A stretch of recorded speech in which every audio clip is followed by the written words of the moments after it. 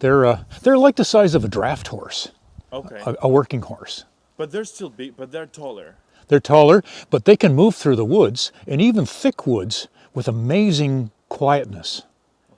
I've surprised them in in some of my work, where you wind up from you to me, from a moose, and you're on the ground, and you're looking up at it, and they're like a black shadow just disappearing. I turn and leave.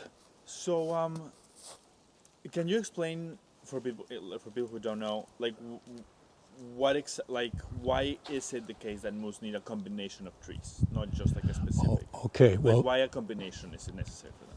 well, in this climate and what's going to happen, they need to get into cool, shaded areas in the summer.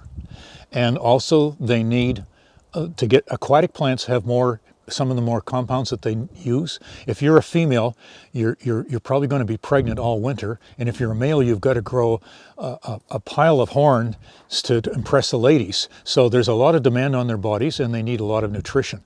Now, the mature forests that offer shelter in the summer and in the winter from wind and cold and heat aren't necessarily a good place to eat, because the trees are tall and they break the wind.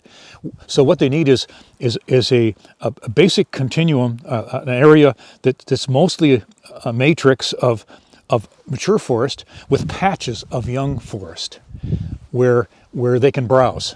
And of course, moose will straddle up on a sapling, and actually it looks like a bulldozer driven over them, except the treads aren't there.